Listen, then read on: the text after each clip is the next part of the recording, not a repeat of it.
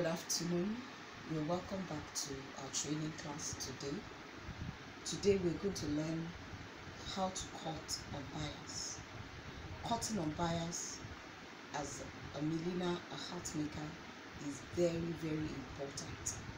It's so important that if you don't get it, you might make a mess of the crafts that you're doing. Cutting on bias, it's not only Sinamay you can cut on bias. Once it's a material and it has grains, it has lines, then it's woven, you can cut on bias. So today we're going to learn how to cut on bias. Here I have a piece of Sinamay.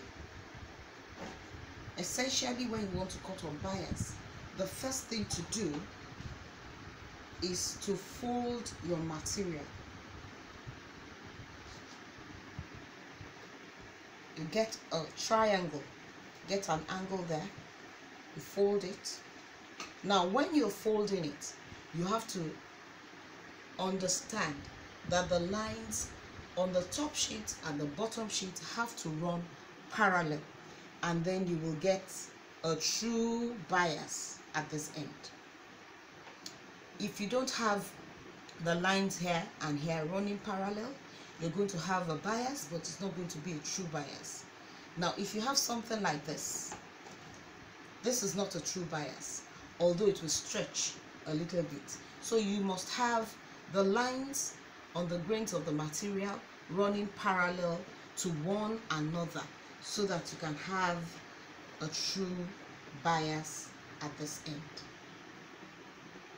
Now, why do you need to get a true bias? True bias is used on the hat for many things. For example, to trim the edge of your hat, that is cut on true bias. That is why it's able to fold round the curves. The band of the hat is cut on true bias. So you see that true bias is very important. If you look at this, the edges are wrapped in true bias, and it's able to curve, go around curves and make curves and circles. Whenever you get your true bias, you are able to do so many things with it. So this is the true bias. My top sheet lines are running parallel to this one. It's running parallel this way also. So when you get that parallel lines, then you are sure that you have a true bias at this edge. And then you can fold it over. Now the measurement is determined by what exactly you need.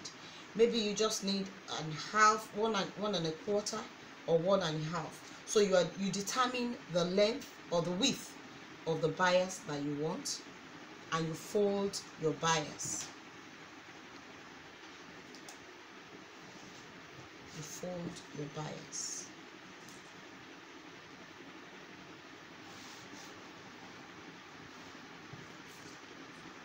Measurement is necessary so that you have even flow of the material, and then you can cut the excess here.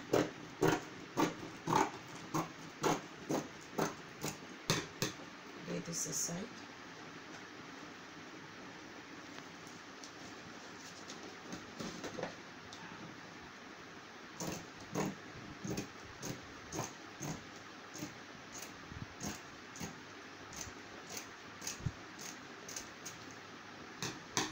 Now you will now see that from here you can keep on cutting more and more and more biases, depending on what you need, since you already have a true bias from here.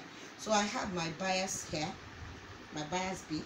I can fold it over if I want to use it to bind an edge. Like I said, when you have a bias binding like this, you can use it to bind curves and edges. For example, I can use it to bind the edge of this hat, just as it is used here. So it can go around curves It can go round curves. If you're sewing it, it can go round curves. It can easily go round curves. You see it. So this is why bias is very important. Bias is used to bind the edge of this piece of material. So I hope with this little explanation you understand the importance of bias and how to cut your bias. I can't overemphasize the fact that bias cutting is important in hat making. There are things you need to cut on bias. If you cut it on straight grain, you won't get the exact elegance that you would if you actually cut on bias. Thank you. If you haven't, ask in the comment section below.